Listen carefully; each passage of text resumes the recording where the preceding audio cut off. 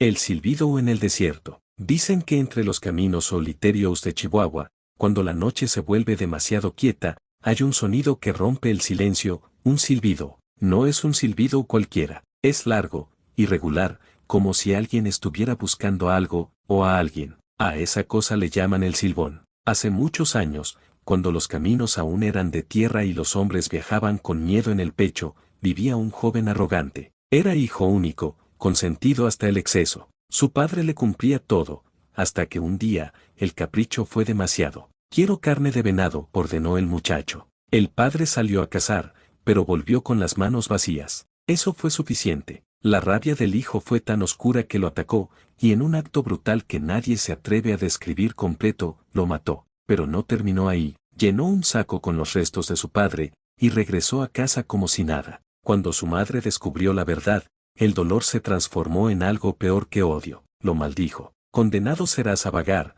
cargando lo que hiciste, y jamás encontrarás descanso. Los ancianos del pueblo dicen que lo azotaron con ramas y soltaron perros para que lo persiguieran hasta perderse en la noche. Y ahí comenzó todo. Desde entonces, el desierto no volvió a ser solo arena y silencio. Ahora tiene memoria. Los viajeros cuentan cosas que no coinciden, pero encajan. Algunos dicen que si escuchas el silbido lejos, en realidad está cerca. Otros dicen lo contrario, que si suena cerca, aún estás a salvo. Pero nadie, absolutamente nadie, ha querido comprobar cuál es la verdad.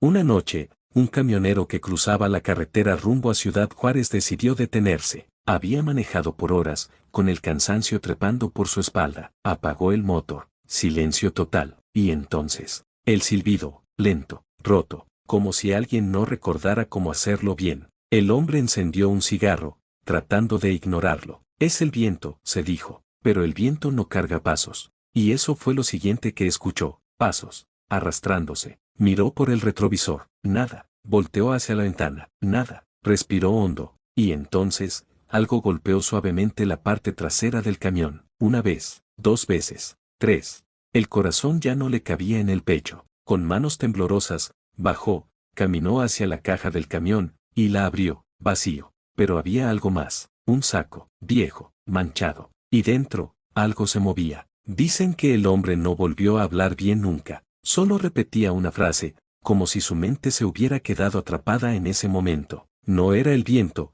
no era el viento. Desde entonces, los camioneros del norte tienen una regla no escrita. Si escuchas un silbido en la noche, no te detengas. No importa el cansancio, no importa la curiosidad, no importa nada. Porque hay cosas que no buscan asustarte, buscan que las encuentres. Y el desierto siempre está esperando.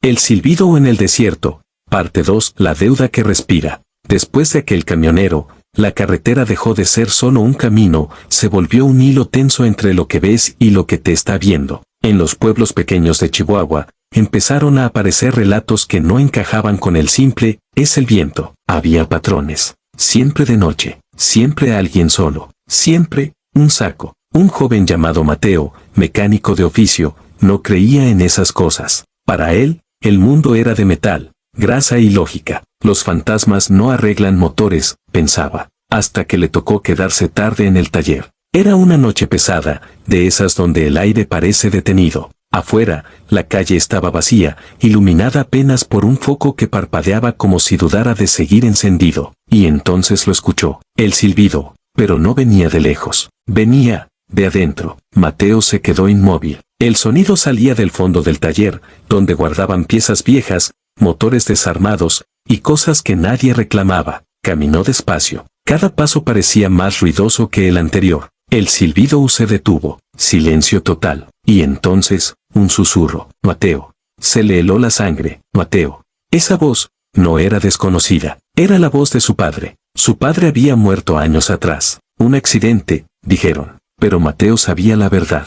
Habían discutido esa noche. Fuerte, demasiado fuerte. Las últimas palabras que le dijo, no eran palabras que alguien debería cargar. Y ahora, ahí estaban, regresando en forma de voz. El rincón oscuro del taller parecía más profundo de lo normal. Y ahí estaba el saco. No estaba antes. Mateo lo sabía. Era viejo, sucio, y se movía lentamente, como si algo dentro respirara. El silbido volvió, pero ahora no era solo sonido, era un ritmo, como si marcara un conteo. Mateo retrocedió. No es real, murmuró. El saco se detuvo. Silencio. Y entonces cayó al suelo, abriéndose ligeramente. No se veía qué había dentro, pero algo estaba tratando de salir. El silbido cambió, se volvió más rápido, más desesperado. Y entonces Mateo entendió algo que nunca había escuchado en las historias. El silbón no solo carga su culpa, también recoge la de otros. Esa noche, Mateo huyó del taller,